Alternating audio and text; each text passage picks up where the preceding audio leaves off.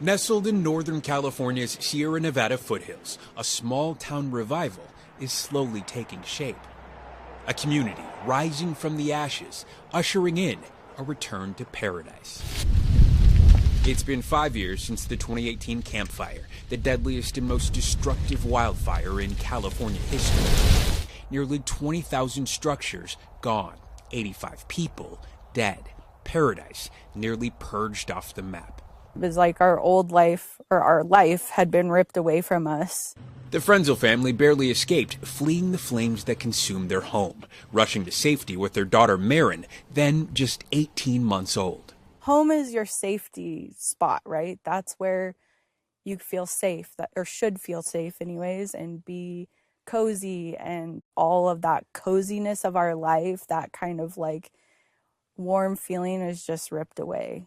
It's a shared trauma here. Most evacuees moved away after the fire and never returned. Of the more than 26,000 residents that called Paradise home before the fire, 5 years later, the town is now home to just a little over 9,000. But it's movement in the right direction, as signs of rebirth have emerged. We're really proud of the progress that we have made and where we are today. For the last half-decade, Town Recovery and Economic Director Colette Curtis is leading the charge to make Paradise a place to come back to.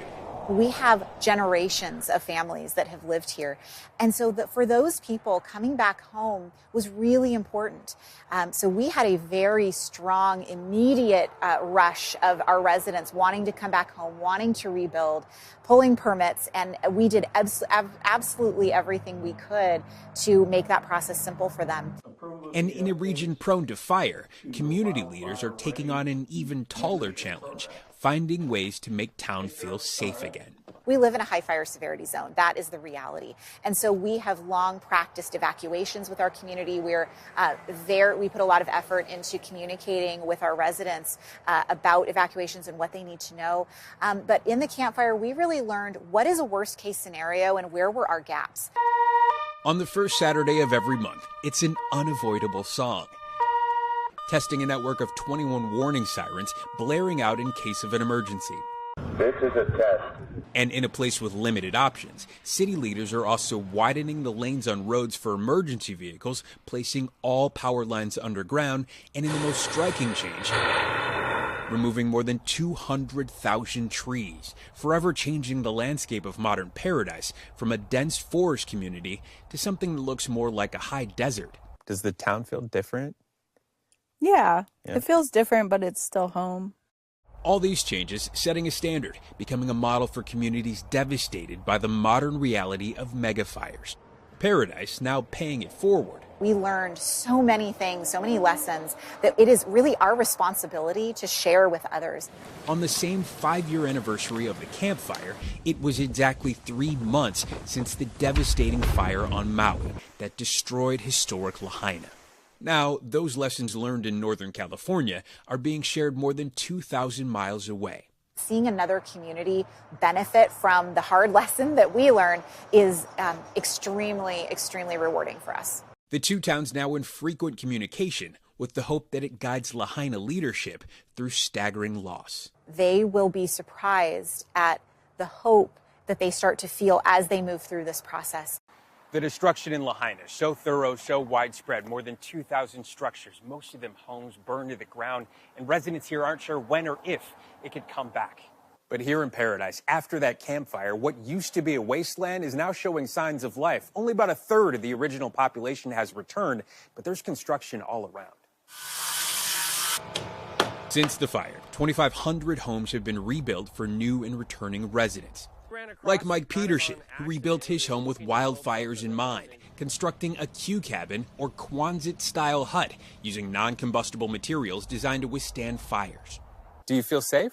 Safer. Where you're hoping is that when you come back, it's maybe still standing. That's kind of the hope. The hope is that, you know, when you do have to pack up and just leave it to whatever, leave it up to the gods, that it's still here when you get back. And for many more, it's about regaining that feeling of home. Does it feel like it's back? Does it feel like life has returned to Paradise? Life is returning.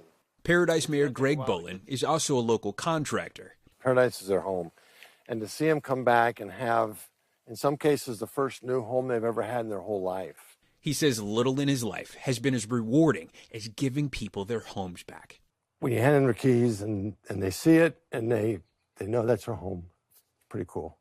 At least there's a new beginning, a new start, and they see that. And that's special. I mean, that's just something that chokes me up. Hi. Oh, good day? Yeah. The Frenzels recently felt that firsthand. Originally moving away after the fire, it just didn't feel like home. Now, We have box eaves. they're back, rebuilding with safer and smarter improvements, creating what's called defensible space, keeping any vegetation a safe distance from their home.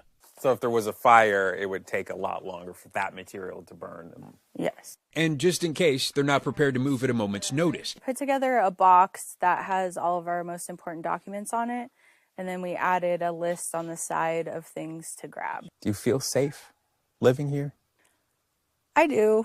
I think in a lot of ways it's safer than it's been in recent history. Daffodil. A test of human resilience. What's more beautiful than a town full of people that fought really hard to get back home? Even as a work in progress, it's still paradise. Steve Patterson, NBC News, Paradise, California.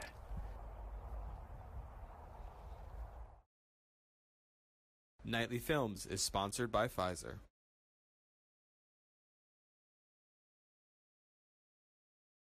Thanks for watching our YouTube channel. Follow today's top stories and breaking news by downloading the NBC News app.